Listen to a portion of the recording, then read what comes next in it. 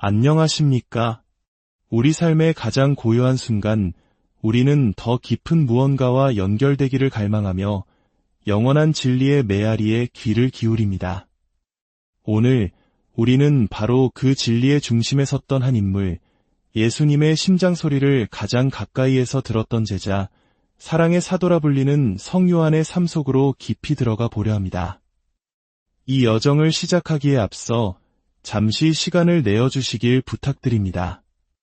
만약 오늘 우리의 이야기가 여러분의 마음에 작은 울림이라도 준다면 좋아요와 구독을 통해 이 은총을 더 많은 이들과 함께 나누어 주십시오. 이 말씀을 듣는 모든 분들께 주님의 평화가 함께하기를 기도합니다. 이야기는 지금으로부터 약 2000년 전 갈릴레아 호숫가에서 시작됩니다.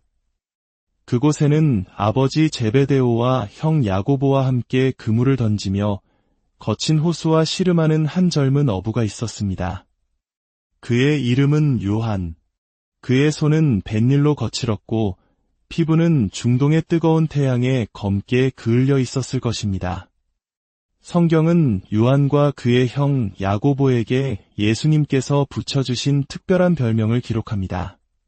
바로 보아네르게스, 우리말로 천둥의 아들들이라는 뜻입니다. 이 별명은 그들의 불같고 때로는 충동적이기까지 한 성격을 짐작하게 합니다. 한 번은 그들이 예수님께 다가와 이렇게 요청하기도 했습니다. 스승님, 스승님께서 영광을 받으실 때에 저희를 하나는 스승님의 오른쪽에 하나는 왼쪽에 앉게 해주십시오.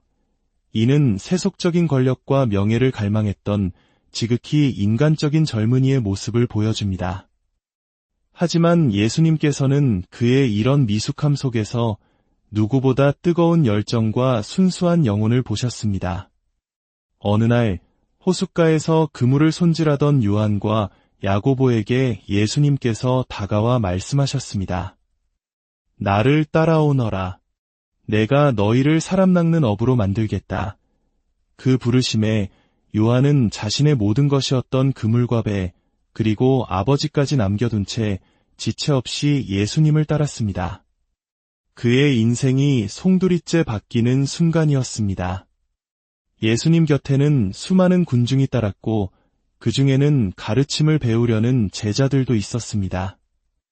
그리고 예수님께서는 그 제자들 가운데 12명을 특별히 선택하여 사도로 삼으셨습니다. 그런데 우리는 복음서를 읽으며 한 가지 흥미로운 점을 발견하게 됩니다.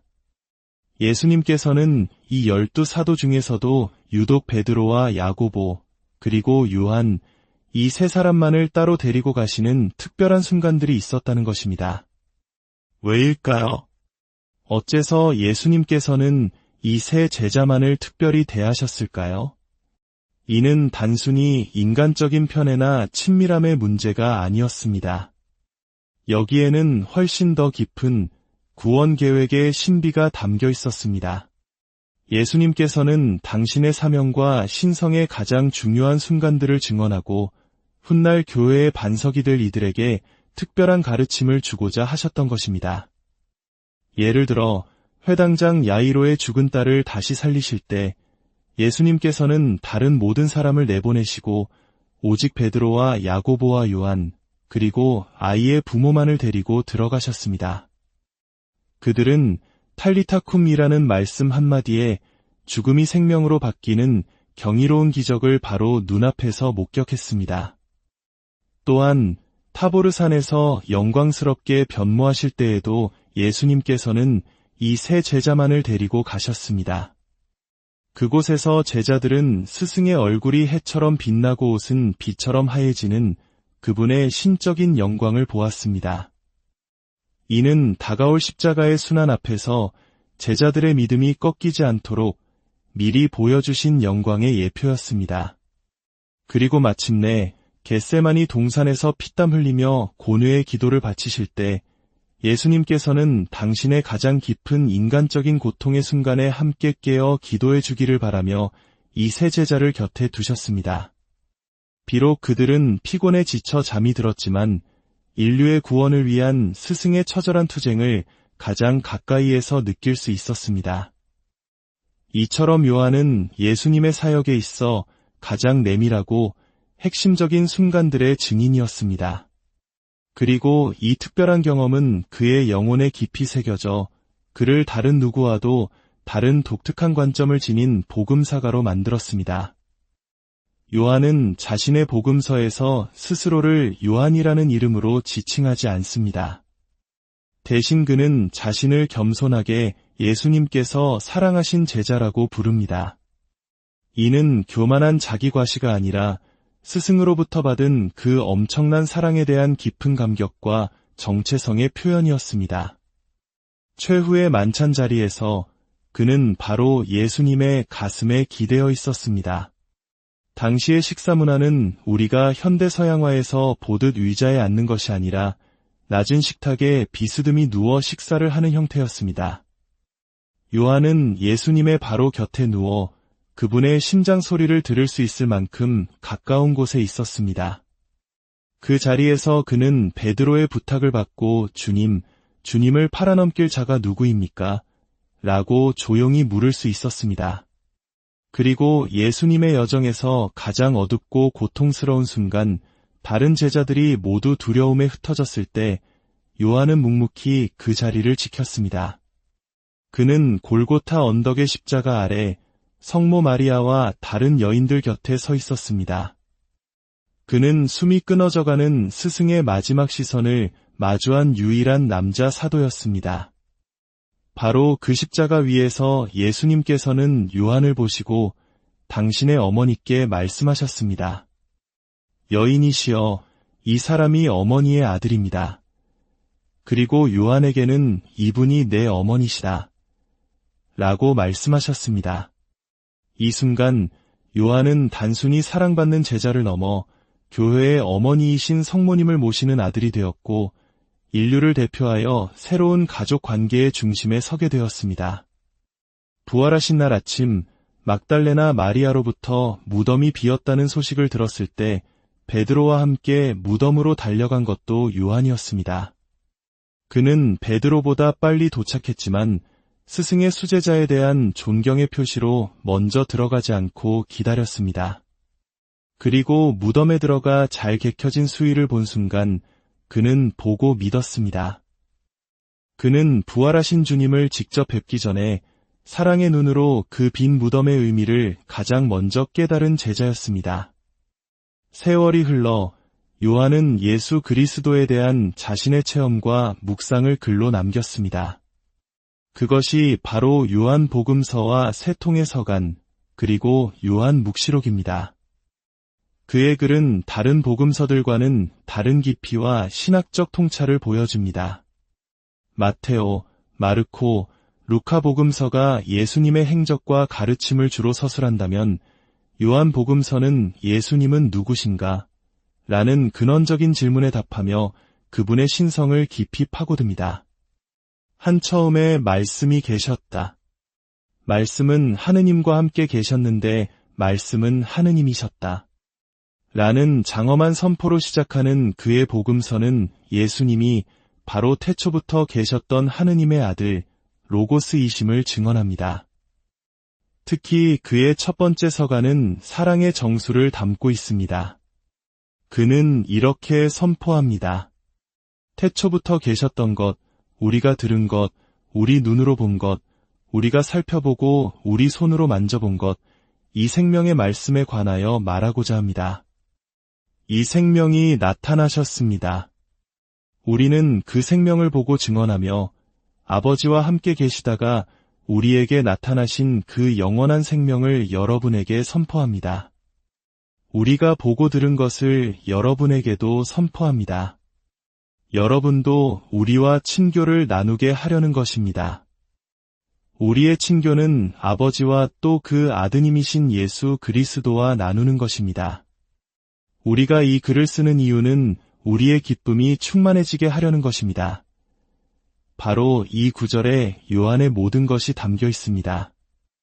그가 예수님의 가장 가까운 핵심 그룹에 속했던 이유는 그 특별한 경험을 독점하기 위해서가 아니었습니다. 오히려 그가 보고 듣고 만졌던 그 생생한 체험을 통해 온 세상 사람들이 하느님 아버지와 아드님과 친교를 나누게 하기 위함이었습니다. 그 특별한 은총은 모든 일을 위한 보편적인 초대의 시작이었습니다. 사도 요한은 우리에게 가르칩니다. 신앙은 단순히 교리를 아는 것이 아니라 사랑이신 하느님과의 살아있는 관계이며 그 사랑을 우리 삶으로 증언하는 것이라고 말입니다. 그는 불같은 성격의 천둥의 아들에서 평생에 걸쳐 하느님은 사랑이십니다라는 한 문장을 온몸으로 살아낸 사랑의 사도로 변화했습니다.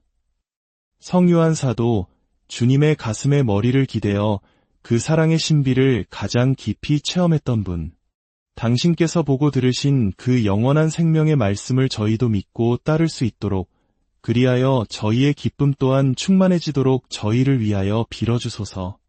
사도 요한이 증언한 하느님의 사랑이 오늘 이야기를 듣는 모든 분들의 마음과 가정에 충만히 내리시어 기쁨과 평화로 가득 채워주시기를 진심으로 기도합니다. 안녕하십니까? 우리 삶의 가장 고요한 순간, 우리는 더 깊은 무언가와 연결되기를 갈망하며 영원한 진리의 메아리에 귀를 기울입니다. 오늘 우리는 바로 그 진리의 중심에 섰던 한 인물, 예수님의 심장 소리를 가장 가까이에서 들었던 제자, 사랑의 사도라 불리는 성요한의 삶 속으로 깊이 들어가 보려 합니다.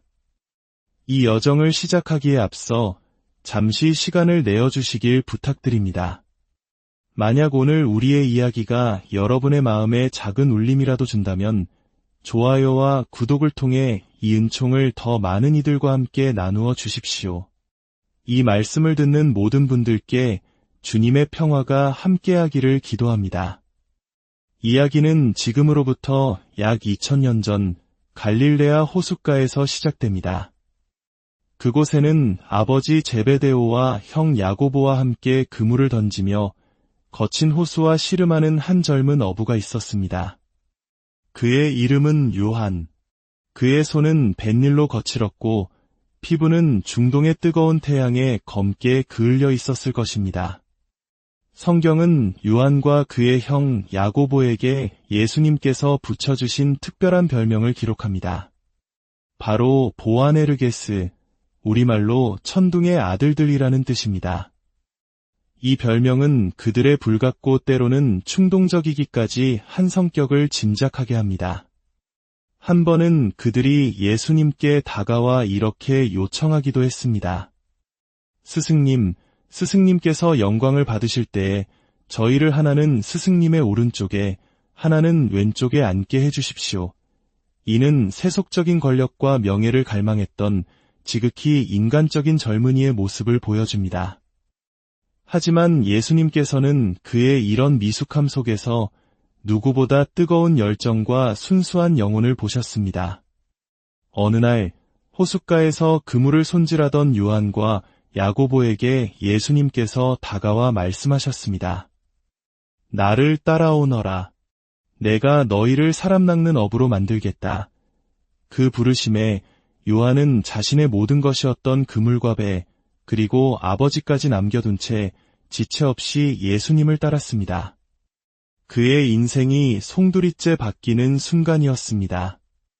예수님 곁에는 수많은 군중이 따랐고 그 중에는 가르침을 배우려는 제자들도 있었습니다.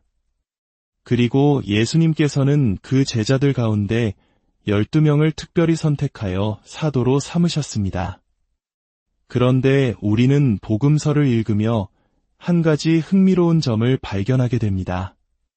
예수님께서는 이 12사도 중에서도 유독 베드로와 야고보, 그리고 요한, 이 세 사람만을 따로 데리고 가시는 특별한 순간들이 있었다는 것입니다. 왜일까요? 어째서 예수님께서는 이 세 제자만을 특별히 대하셨을까요?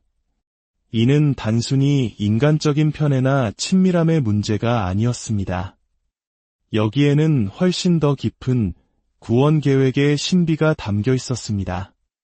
예수님께서는 당신의 사명과 신성의 가장 중요한 순간들을 증언하고 훗날 교회의 반석이 될 이들에게 특별한 가르침을 주고자 하셨던 것입니다.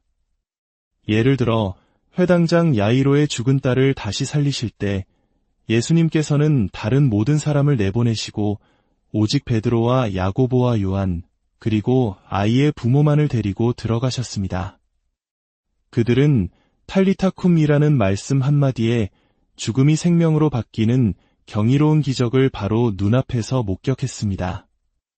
또한 타보르산에서 영광스럽게 변모하실 때에도 예수님께서는 이 세 제자만을 데리고 가셨습니다. 그곳에서 제자들은 스승의 얼굴이 해처럼 빛나고 옷은 비처럼 하얘지는 그분의 신적인 영광을 보았습니다. 이는 다가올 십자가의 순환 앞에서 제자들의 믿음이 꺾이지 않도록 미리 보여주신 영광의 예표였습니다. 그리고 마침내 겟세마니 동산에서 피땀 흘리며 고뇌의 기도를 바치실 때 예수님께서는 당신의 가장 깊은 인간적인 고통의 순간에 함께 깨어 기도해 주기를 바라며 이 세 제자를 곁에 두셨습니다. 비록 그들은 피곤에 지쳐 잠이 들었지만 인류의 구원을 위한 스승의 처절한 투쟁을 가장 가까이에서 느낄 수 있었습니다. 이처럼 요한은 예수님의 사역에 있어 가장 내밀하고 핵심적인 순간들의 증인이었습니다. 그리고 이 특별한 경험은 그의 영혼에 깊이 새겨져 그를 다른 누구와도 다른 독특한 관점을 지닌 복음사가로 만들었습니다. 요한은 자신의 복음서에서 스스로를 요한이라는 이름으로 지칭하지 않습니다. 대신 그는 자신을 겸손하게 예수님께서 사랑하신 제자라고 부릅니다. 이는 교만한 자기과시가 아니라 스승으로부터 받은 그 엄청난 사랑에 대한 깊은 감격과 정체성의 표현이었습니다. 최후의 만찬 자리에서 그는 바로 예수님의 가슴에 기대어 있었습니다. 당시의 식사 문화는 우리가 현대 서양화에서 보듯 의자에 앉는 것이 아니라 낮은 식탁에 비스듬히 누워 식사를 하는 형태였습니다.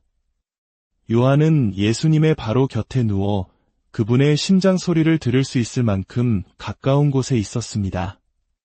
그 자리에서 그는 베드로의 부탁을 받고 주님을 팔아넘길 자가 누구입니까? 라고 조용히 물을 수 있었습니다. 그리고 예수님의 여정에서 가장 어둡고 고통스러운 순간 다른 제자들이 모두 두려움에 흩어졌을 때 요한은 묵묵히 그 자리를 지켰습니다. 그는 골고타 언덕의 십자가 아래 성모 마리아와 다른 여인들 곁에 서 있었습니다. 그는 숨이 끊어져가는 스승의 마지막 시선을 마주한 유일한 남자 사도였습니다. 바로 그 십자가 위에서 예수님께서는 요한을 보시고 당신의 어머니께 말씀하셨습니다. 여인이시여, 이 사람이 어머니의 아들입니다. 그리고 요한에게는 이분이 내 어머니시다. 라고 말씀하셨습니다. 이 순간 요한은 단순히 사랑받는 제자를 넘어 교회의 어머니이신 성모님을 모시는 아들이 되었고 인류를 대표하여 새로운 가족 관계의 중심에 서게 되었습니다. 부활하신 날 아침 막달레나 마리아로부터 무덤이 비었다는 소식을 들었을 때 베드로와 함께 무덤으로 달려간 것도 요한이었습니다. 그는 베드로보다 빨리 도착했지만 스승의 수제자에 대한 존경의 표시로 먼저 들어가지 않고 기다렸습니다.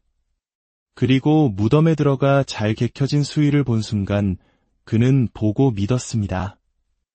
그는 부활하신 주님을 직접 뵙기 전에 사랑의 눈으로 그 빈 무덤의 의미를 가장 먼저 깨달은 제자였습니다. 세월이 흘러 요한은 예수 그리스도에 대한 자신의 체험과 묵상을 글로 남겼습니다. 그것이 바로 요한 복음서와 세 통의 서간, 그리고 요한 묵시록입니다. 그의 글은 다른 복음서들과는 다른 깊이와 신학적 통찰을 보여줍니다. 마테오, 마르코, 루카 복음서가 예수님의 행적과 가르침을 주로 서술한다면 요한 복음서는 예수님은 누구신가? 라는 근원적인 질문에 답하며 그분의 신성을 깊이 파고듭니다.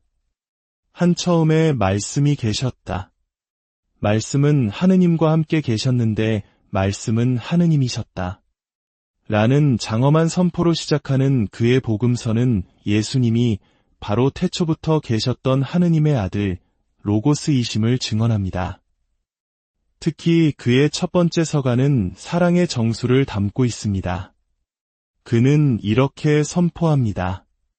태초부터 계셨던 것, 우리가 들은 것, 우리 눈으로 본 것, 우리가 살펴보고 우리 손으로 만져본 것, 이 생명의 말씀에 관하여 말하고자 합니다.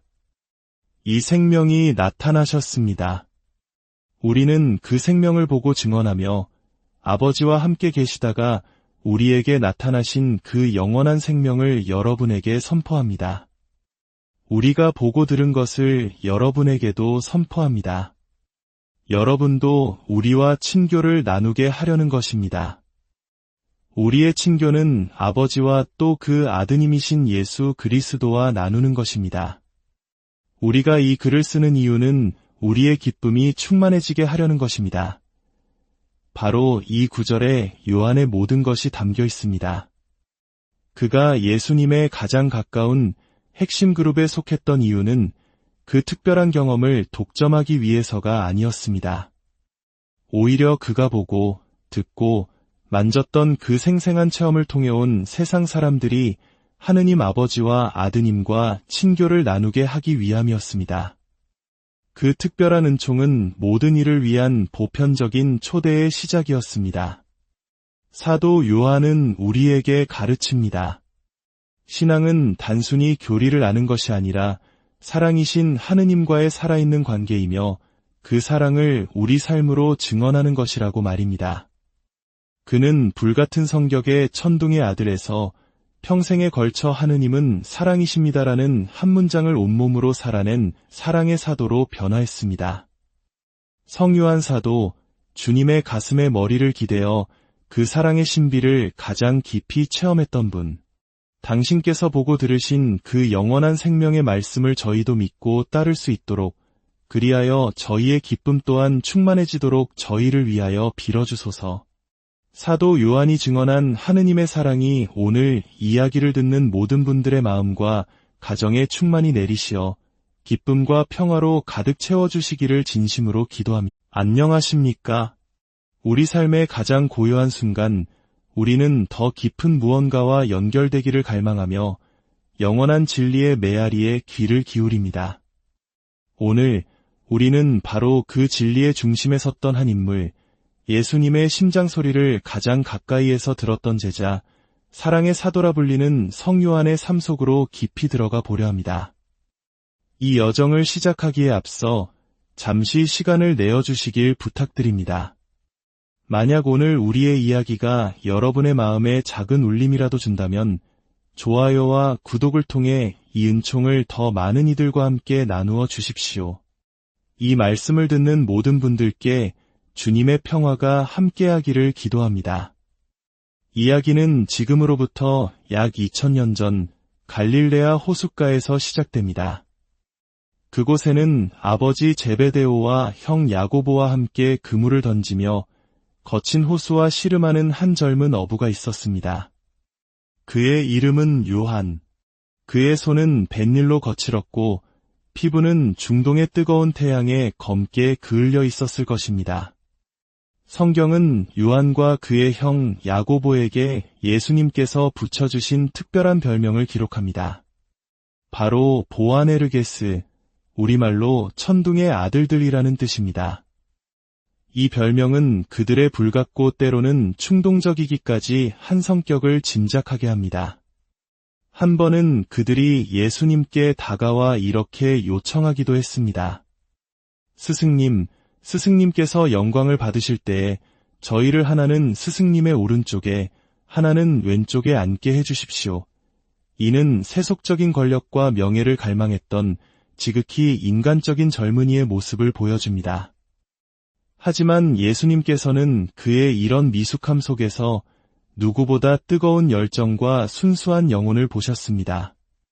어느 날 호숫가에서 그물을 손질하던 요한과 야고보에게 예수님께서 다가와 말씀하셨습니다. 나를 따라오너라. 내가 너희를 사람 낚는 어부로 만들겠다. 그 부르심에 요한은 자신의 모든 것이었던 그물과 배, 그리고 아버지까지 남겨둔 채 지체 없이 예수님을 따랐습니다.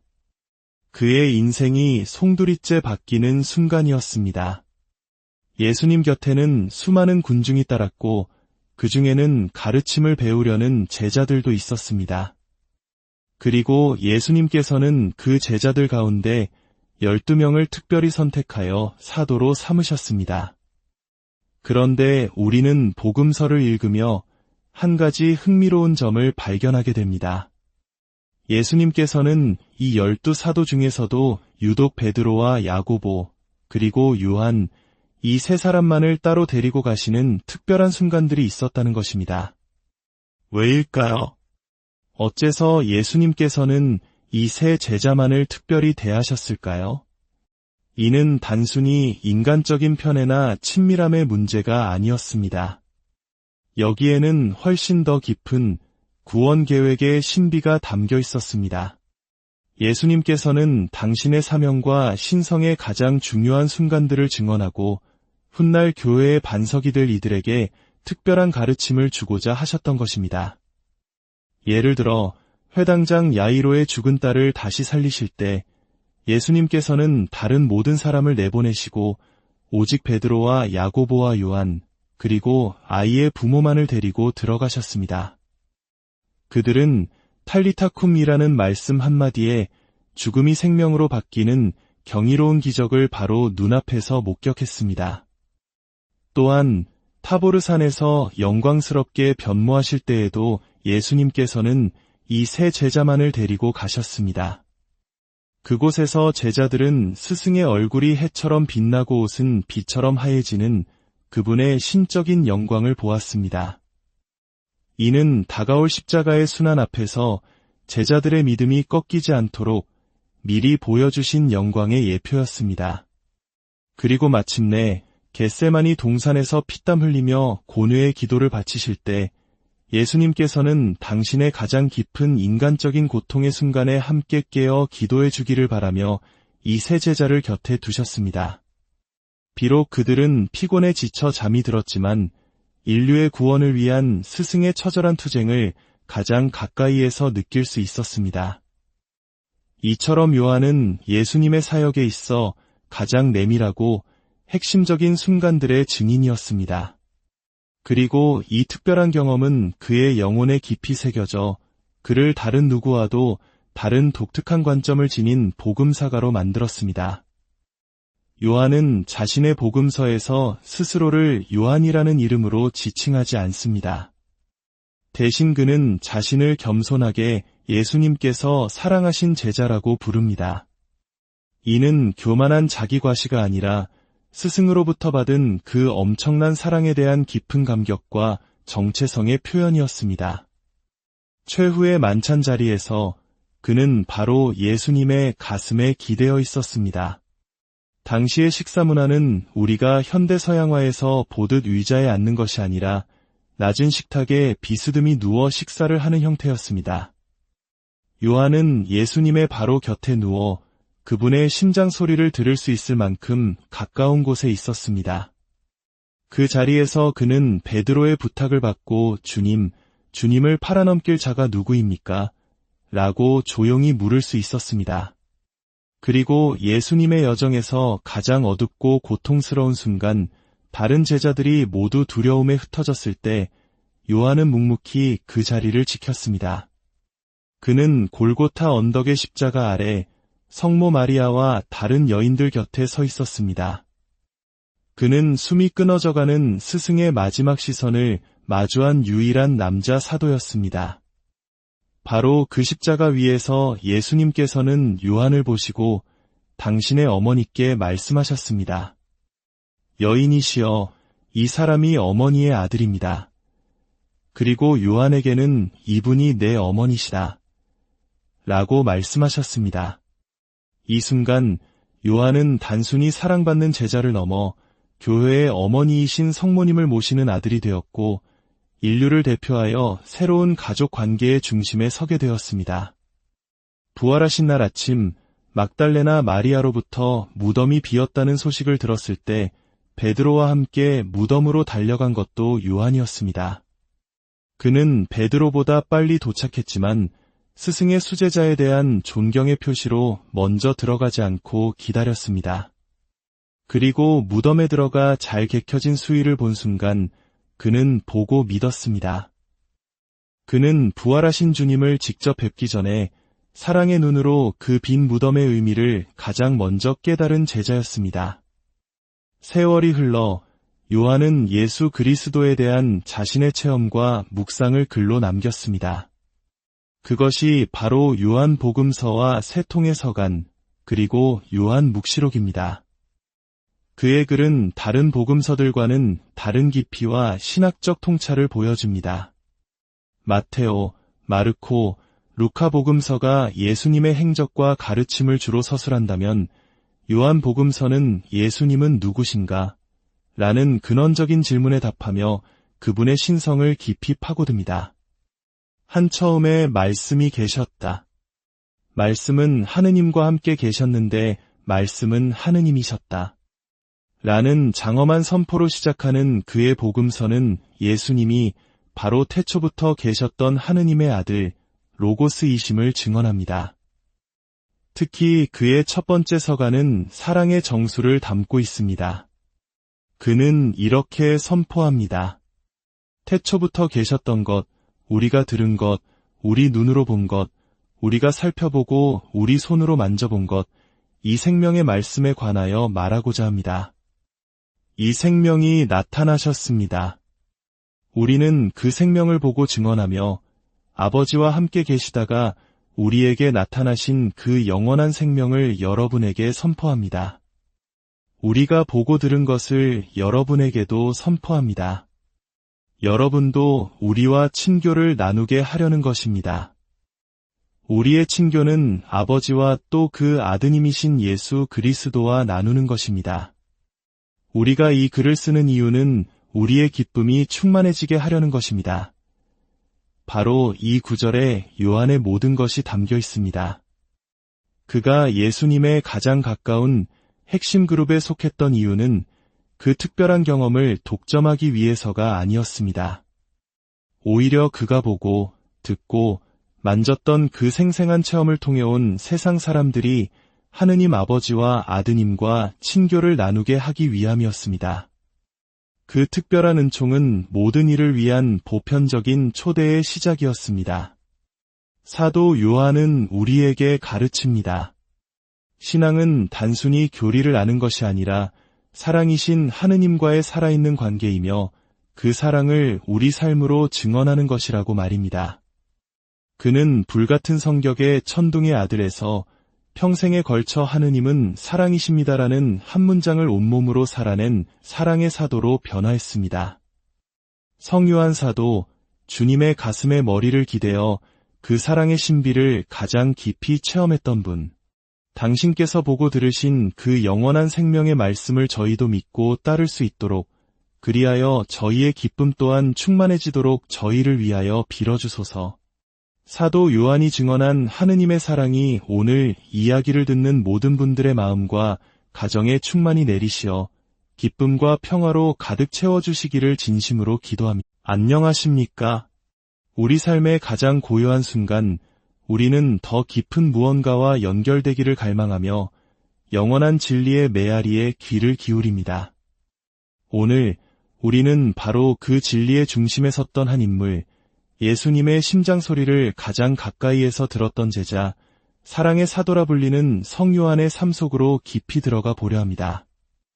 이 여정을 시작하기에 앞서 잠시 시간을 내어주시길 부탁드립니다. 만약 오늘 우리의 이야기가 여러분의 마음에 작은 울림이라도 준다면 좋아요와 구독을 통해 이 은총을 더 많은 이들과 함께 나누어 주십시오. 이 말씀을 듣는 모든 분들께 주님의 평화가 함께하기를 기도합니다. 이야기는 지금으로부터 약 2000년 전 갈릴레아 호숫가에서 시작됩니다. 그곳에는 아버지 제베데오와 형 야고보와 함께 그물을 던지며 거친 호수와 씨름하는 한 젊은 어부가 있었습니다. 그의 이름은 요한. 그의 손은 뱃일로 거칠었고 피부는 중동의 뜨거운 태양에 검게 그을려 있었을 것입니다. 성경은 요한과 그의 형 야고보에게 예수님께서 붙여주신 특별한 별명을 기록합니다. 바로 보아네르게스, 우리말로 천둥의 아들들이라는 뜻입니다. 이 별명은 그들의 불같고 때로는 충동적이기까지 한 성격을 짐작하게 합니다. 한 번은 그들이 예수님께 다가와 이렇게 요청하기도 했습니다. 스승님께서 영광을 받으실 때에 저희를 하나는 스승님의 오른쪽에 하나는 왼쪽에 앉게 해주십시오. 이는 세속적인 권력과 명예를 갈망했던 지극히 인간적인 젊은이의 모습을 보여줍니다. 하지만 예수님께서는 그의 이런 미숙함 속에서 누구보다 뜨거운 열정과 순수한 영혼을 보셨습니다. 어느 날 호숫가에서 그물을 손질하던 요한과 야고보에게 예수님께서 다가와 말씀하셨습니다. 나를 따라오너라. 내가 너희를 사람 낚는 어부로 만들겠다. 그 부르심에 요한은 자신의 모든 것이었던 그물과 배, 그리고 아버지까지 남겨둔 채 지체 없이 예수님을 따랐습니다. 그의 인생이 송두리째 바뀌는 순간이었습니다. 예수님 곁에는 수많은 군중이 따랐고 그 중에는 가르침을 배우려는 제자들도 있었습니다. 그리고 예수님께서는 그 제자들 가운데 12명을 특별히 선택하여 사도로 삼으셨습니다. 그런데 우리는 복음서를 읽으며 한 가지 흥미로운 점을 발견하게 됩니다. 예수님께서는 이 12사도 중에서도 유독 베드로와 야고보, 그리고 요한, 이 세 사람만을 따로 데리고 가시는 특별한 순간들이 있었다는 것입니다. 왜일까요? 어째서 예수님께서는 이 세 제자만을 특별히 대하셨을까요? 이는 단순히 인간적인 편애나 친밀함의 문제가 아니었습니다. 여기에는 훨씬 더 깊은 구원 계획의 신비가 담겨 있었습니다. 예수님께서는 당신의 사명과 신성의 가장 중요한 순간들을 증언하고 훗날 교회의 반석이 될 이들에게 특별한 가르침을 주고자 하셨던 것입니다. 예를 들어 회당장 야이로의 죽은 딸을 다시 살리실 때 예수님께서는 다른 모든 사람을 내보내시고 오직 베드로와 야고보와 요한, 그리고 아이의 부모만을 데리고 들어가셨습니다. 그들은 탈리타쿰이라는 말씀 한마디에 죽음이 생명으로 바뀌는 경이로운 기적을 바로 눈앞에서 목격했습니다. 또한 타보르산에서 영광스럽게 변모하실 때에도 예수님께서는 이 세 제자만을 데리고 가셨습니다. 그곳에서 제자들은 스승의 얼굴이 해처럼 빛나고 옷은 비처럼 하얘지는 그분의 신적인 영광을 보았습니다. 이는 다가올 십자가의 순환 앞에서 제자들의 믿음이 꺾이지 않도록 미리 보여주신 영광의 예표였습니다. 그리고 마침내 겟세마니 동산에서 피땀 흘리며 고뇌의 기도를 바치실 때 예수님께서는 당신의 가장 깊은 인간적인 고통의 순간에 함께 깨어 기도해 주기를 바라며 이 세 제자를 곁에 두셨습니다. 비록 그들은 피곤에 지쳐 잠이 들었지만 인류의 구원을 위한 스승의 처절한 투쟁을 가장 가까이에서 느낄 수 있었습니다. 이처럼 요한은 예수님의 사역에 있어 가장 내밀하고 핵심적인 순간들의 증인이었습니다. 그리고 이 특별한 경험은 그의 영혼에 깊이 새겨져 그를 다른 누구와도 다른 독특한 관점을 지닌 복음사가로 만들었습니다. 요한은 자신의 복음서에서 스스로를 요한이라는 이름으로 지칭하지 않습니다.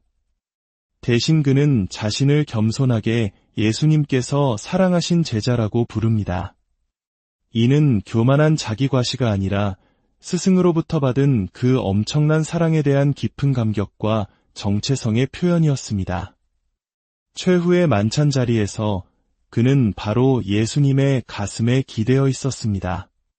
당시의 식사 문화는 우리가 현대 서양화에서 보듯 의자에 앉는 것이 아니라 낮은 식탁에 비스듬히 누워 식사를 하는 형태였습니다. 요한은 예수님의 바로 곁에 누워 그분의 심장 소리를 들을 수 있을 만큼 가까운 곳에 있었습니다. 그 자리에서 그는 베드로의 부탁을 받고 주님을 팔아넘길 자가 누구입니까? 라고 조용히 물을 수 있었습니다. 그리고 예수님의 여정에서 가장 어둡고 고통스러운 순간 다른 제자들이 모두 두려움에 흩어졌을 때 요한은 묵묵히 그 자리를 지켰습니다. 그는 골고타 언덕의 십자가 아래 성모 마리아와 다른 여인들 곁에 서 있었습니다. 그는 숨이 끊어져가는 스승의 마지막 시선을 마주한 유일한 남자 사도였습니다. 바로 그 십자가 위에서 예수님께서는 요한을 보시고 당신의 어머니께 말씀하셨습니다. 여인이시여, 이 사람이 어머니의 아들입니다. 그리고 요한에게는 이분이 내 어머니시다. 라고 말씀하셨습니다. 이 순간 요한은 단순히 사랑받는 제자를 넘어 교회의 어머니이신 성모님을 모시는 아들이 되었고 인류를 대표하여 새로운 가족 관계의 중심에 서게 되었습니다. 부활하신 날 아침 막달레나 마리아로부터 무덤이 비었다는 소식을 들었을 때 베드로와 함께 무덤으로 달려간 것도 요한이었습니다. 그는 베드로보다 빨리 도착했지만 스승의 수제자에 대한 존경의 표시로 먼저 들어가지 않고 기다렸습니다. 그리고 무덤에 들어가 잘 개켜진 수의를 본 순간 그는 보고 믿었습니다. 그는 부활하신 주님을 직접 뵙기 전에 사랑의 눈으로 그 빈 무덤의 의미를 가장 먼저 깨달은 제자였습니다. 세월이 흘러 요한은 예수 그리스도에 대한 자신의 체험과 묵상을 글로 남겼습니다. 그것이 바로 요한복음서와 세 통의 서간, 그리고 요한묵시록입니다.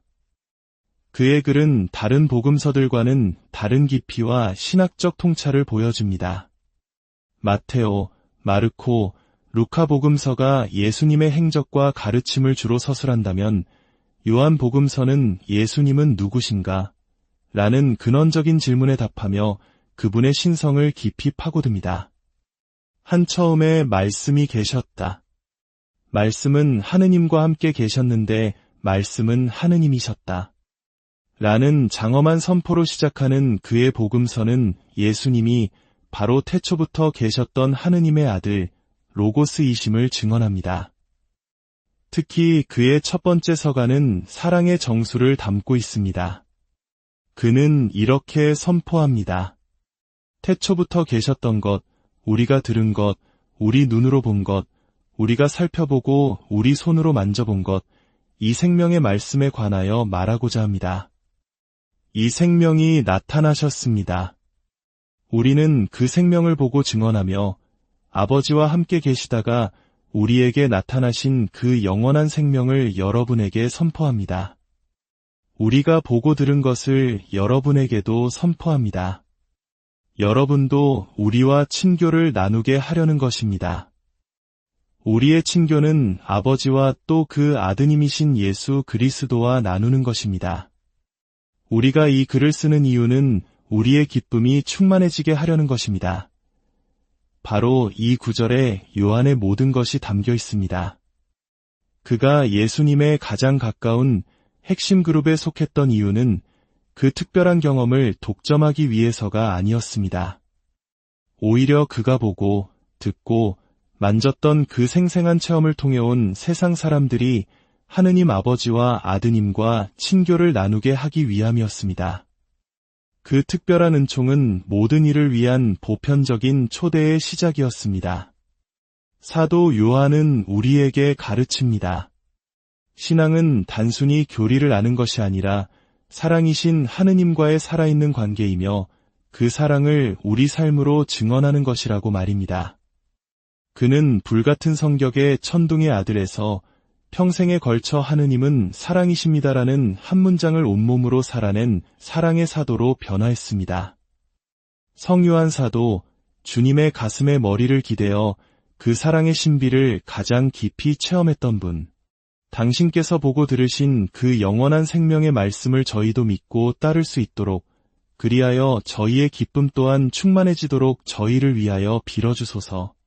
사도 요한이 증언한 하느님의 사랑이 오늘 이야기를 듣는 모든 분들의 마음과 가정에 충만히 내리시어 기쁨과 평화로 가득 채워주시기를 진심으로 기도합니다. 안녕하십니까? 우리 삶의 가장 고요한 순간, 우리는 더 깊은 무언가와 연결되기를 갈망하며 영원한 진리의 메아리에 귀를 기울입니다.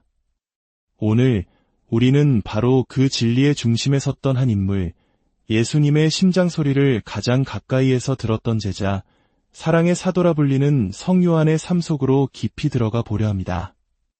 이 여정을 시작하기에 앞서 잠시 시간을 내어주시길 부탁드립니다.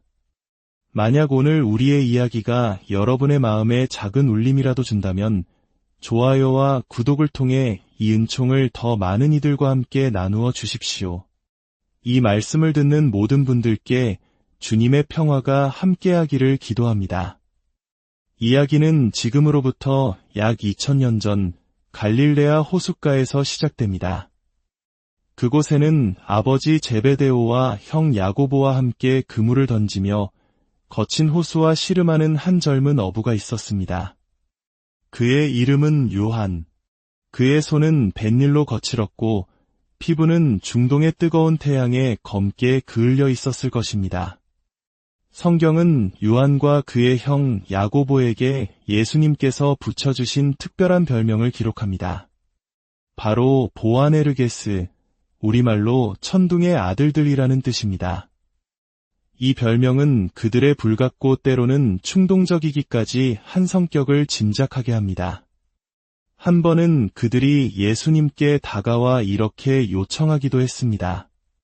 스승님, 스승님께서 영광을 받으실 때에 저희를 하나는 스승님의 오른쪽에, 하나는 왼쪽에 앉게 해주십시오.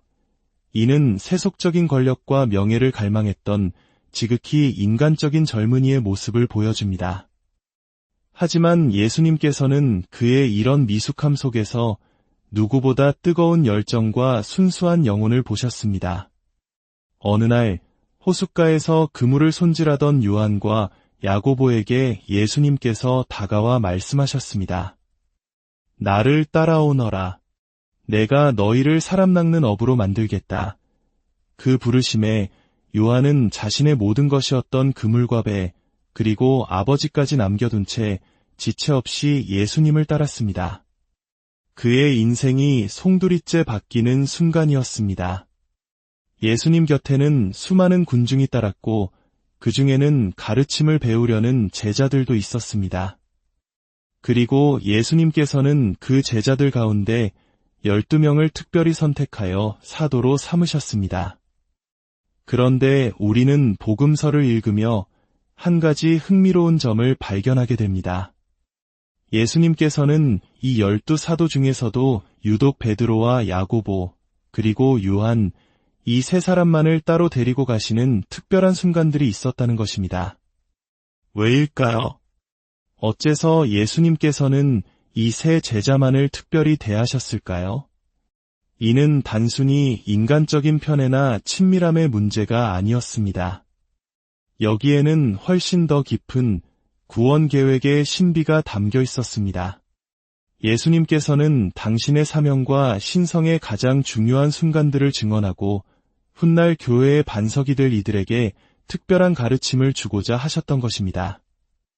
예를 들어 회당장 야이로의 죽은 딸을 다시 살리실 때 예수님께서는 다른 모든 사람을 내보내시고 오직 베드로와 야고보와 요한, 그리고 아이의 부모만을 데리고 들어가셨습니다.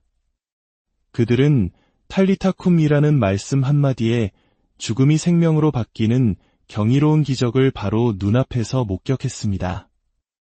또한 타보르산에서 영광스럽게 변모하실 때에도 예수님께서는 이 세 제자만을 데리고 가셨습니다. 그곳에서 제자들은 스승의 얼굴이 해처럼 빛나고 옷은 비처럼 하얘지는 그분의 신적인 영광을 보았습니다. 이는 다가올 십자가의 순환 앞에서 제자들의 믿음이 꺾이지 않도록 미리 보여주신 영광의 예표였습니다. 그리고 마침내 겟세마니 동산에서 피땀 흘리며 고뇌의 기도를 바치실 때 예수님께서는 당신의 가장 깊은 인간적인 고통의 순간에 함께 깨어 기도해 주기를 바라며 이 세 제자를 곁에 두셨습니다. 비록 그들은 피곤에 지쳐 잠이 들었지만 인류의 구원을 위한 스승의 처절한 투쟁을 가장 가까이에서 느낄 수 있었습니다. 이처럼 요한은 예수님의 사역에 있어 가장 내밀하고 핵심적인 순간들의 증인이었습니다. 그리고 이 특별한 경험은 그의 영혼에 깊이 새겨져 그를 다른 누구와도 다른 독특한 관점을 지닌 복음사가로 만들었습니다. 요한은 자신의 복음서에서 스스로를 요한이라는 이름으로 지칭하지 않습니다. 대신 그는 자신을 겸손하게 예수님께서 사랑하신 제자라고 부릅니다. 이는 교만한 자기과시가 아니라 스승으로부터 받은 그 엄청난 사랑에 대한 깊은 감격과 정체성의 표현이었습니다. 최후의 만찬 자리에서 그는 바로 예수님의 가슴에 기대어 있었습니다. 당시의 식사 문화는 우리가 현대 서양화에서 보듯 의자에 앉는 것이 아니라 낮은 식탁에 비스듬히 누워 식사를 하는 형태였습니다. 요한은 예수님의 바로 곁에 누워 그분의 심장 소리를 들을 수 있을 만큼 가까운 곳에 있었습니다. 그 자리에서 그는 베드로의 부탁을 받고 주님을 팔아넘길 자가 누구입니까? 라고 조용히 물을 수 있었습니다. 그리고 예수님의 여정에서 가장 어둡고 고통스러운 순간 다른 제자들이 모두 두려움에 흩어졌을 때 요한은 묵묵히 그 자리를 지켰습니다. 그는 골고타 언덕의 십자가 아래 성모 마리아와 다른 여인들 곁에 서 있었습니다. 그는 숨이 끊어져가는 스승의 마지막 시선을 마주한 유일한 남자 사도였습니다. 바로 그 십자가 위에서 예수님께서는 요한을 보시고 당신의 어머니께 말씀하셨습니다. 여인이시여, 이 사람이 어머니의 아들입니다. 그리고 요한에게는 이분이 내 어머니시다. 라고 말씀하셨습니다. 이 순간 요한은 단순히 사랑받는 제자를 넘어 교회의 어머니이신 성모님을 모시는 아들이 되었고 인류를 대표하여 새로운 가족 관계의 중심에 서게 되었습니다. 부활하신 날 아침 막달레나 마리아로부터 무덤이 비었다는 소식을 들었을 때 베드로와 함께 무덤으로 달려간 것도 요한이었습니다. 그는 베드로보다 빨리 도착했지만 스승의 수제자에 대한 존경의 표시로 먼저 들어가지 않고 기다렸습니다. 그리고 무덤에 들어가 잘 개켜진 수의를 본 순간 그는 보고 믿었습니다. 그는 부활하신 주님을 직접 뵙기 전에 사랑의 눈으로 그 빈 무덤의 의미를 가장 먼저 깨달은 제자였습니다. 세월이 흘러 요한은 예수 그리스도에 대한 자신의 체험과 묵상을 글로 남겼습니다. 그것이 바로 요한 복음서와 세 통의 서간, 그리고 요한 묵시록입니다. 그의 글은 다른 복음서들과는 다른 깊이와 신학적 통찰을 보여줍니다. 마테오, 마르코, 루카 복음서가 예수님의 행적과 가르침을 주로 서술한다면 요한 복음서는 예수님은 누구신가? 라는 근원적인 질문에 답하며 그분의 신성을 깊이 파고듭니다. 한 처음에 말씀이 계셨다. 말씀은 하느님과 함께 계셨는데 말씀은 하느님이셨다. 라는 장엄한 선포로 시작하는 그의 복음서는 예수님이 바로 태초부터 계셨던 하느님의 아들 로고스이심을 증언합니다. 특히 그의 첫 번째 서간은 사랑의 정수를 담고 있습니다. 그는 이렇게 선포합니다. 태초부터 계셨던 것, 우리가 들은 것, 우리 눈으로 본 것, 우리가 살펴보고 우리 손으로 만져본 것, 이 생명의 말씀에 관하여 말하고자 합니다. 이 생명이 나타나셨습니다. 우리는 그 생명을 보고 증언하며 아버지와 함께 계시다가 우리에게 나타나신 그 영원한 생명을 여러분에게 선포합니다. 우리가 보고 들은 것을 여러분에게도 선포합니다. 여러분도 우리와 친교를 나누게 하려는 것입니다. 우리의 친교는 아버지와 또 그 아드님이신 예수 그리스도와 나누는 것입니다. 우리가 이 글을 쓰는 이유는 우리의 기쁨이 충만해지게 하려는 것입니다. 바로 이 구절에 요한의 모든 것이 담겨 있습니다.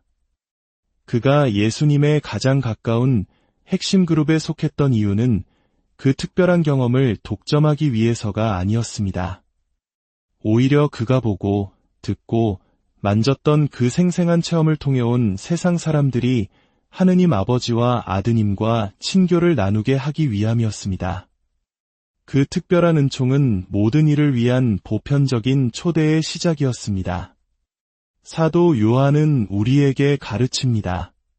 신앙은 단순히 교리를 아는 것이 아니라 사랑이신 하느님과의 살아있는 관계이며 그 사랑을 우리 삶으로 증언하는 것이라고 말입니다. 그는 불같은 성격의 천둥의 아들에서 평생에 걸쳐 하느님은 사랑이십니다라는 한 문장을 온몸으로 살아낸 사랑의 사도로 변화했습니다. 성요한 사도, 주님의 가슴에 머리를 기대어 그 사랑의 신비를 가장 깊이 체험했던 분. 당신께서 보고 들으신 그 영원한 생명의 말씀을 저희도 믿고 따를 수 있도록, 그리하여 저희의 기쁨 또한 충만해지도록 저희를 위하여 빌어주소서. 사도 요한이 증언한 하느님의 사랑이 오늘 이야기를 듣는 모든 분들의 마음과 가정에 충만히 내리시어 기쁨과 평화로 가득 채워주시기를 진심으로 기도합니다. 안녕하십니까? 우리 삶의 가장 고요한 순간, 우리는 더 깊은 무언가와 연결되기를 갈망하며 영원한 진리의 메아리에 귀를 기울입니다. 오늘 우리는 바로 그 진리의 중심에 섰던 한 인물, 예수님의 심장 소리를 가장 가까이에서 들었던 제자, 사랑의 사도라 불리는 성요한의 삶 속으로 깊이 들어가 보려 합니다. 이 여정을 시작하기에 앞서 잠시 시간을 내어주시길 부탁드립니다. 만약 오늘 우리의 이야기가 여러분의 마음에 작은 울림이라도 준다면 좋아요와 구독을 통해 이 은총을 더 많은 이들과 함께 나누어 주십시오. 이 말씀을 듣는 모든 분들께 주님의 평화가 함께하기를 기도합니다. 이야기는 지금으로부터 약 2000년 전 갈릴레아 호숫가에서 시작됩니다. 그곳에는 아버지 제베데오와 형 야고보와 함께 그물을 던지며 거친 호수와 씨름하는 한 젊은 어부가 있었습니다. 그의 이름은 요한. 그의 손은 뱃일로 거칠었고 피부는 중동의 뜨거운 태양에 검게 그을려 있었을 것입니다. 성경은 요한과 그의 형 야고보에게 예수님께서 붙여주신 특별한 별명을 기록합니다. 바로 보아네르게스, 우리말로 천둥의 아들들이라는 뜻입니다. 이 별명은 그들의 불같고 때로는 충동적이기까지 한 성격을 짐작하게 합니다. 한 번은 그들이 예수님께 다가와 이렇게 요청하기도 했습니다. 스승님께서 영광을 받으실 때에 저희를 하나는 스승님의 오른쪽에 하나는 왼쪽에 앉게 해주십시오. 이는 세속적인 권력과 명예를 갈망했던 지극히 인간적인 젊은이의 모습을 보여줍니다.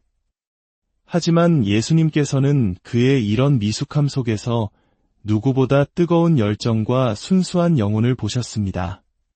어느 날 호숫가에서 그물을 손질하던 요한과 야고보에게 예수님께서 다가와 말씀하셨습니다. 나를 따라오너라. 내가 너희를 사람 낚는 어부로 만들겠다.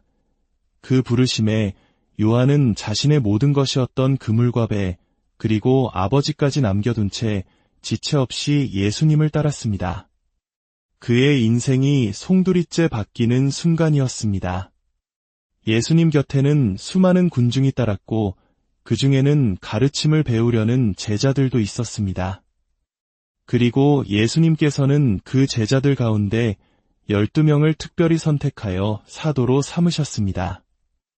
그런데 우리는 복음서를 읽으며 한 가지 흥미로운 점을 발견하게 됩니다.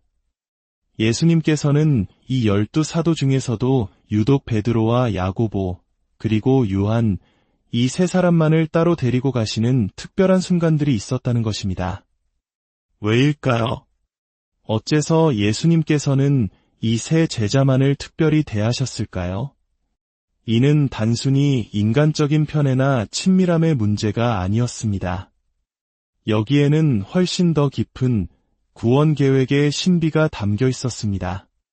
예수님께서는 당신의 사명과 신성의 가장 중요한 순간들을 증언하고 훗날 교회의 반석이 될 이들에게 특별한 가르침을 주고자 하셨던 것입니다.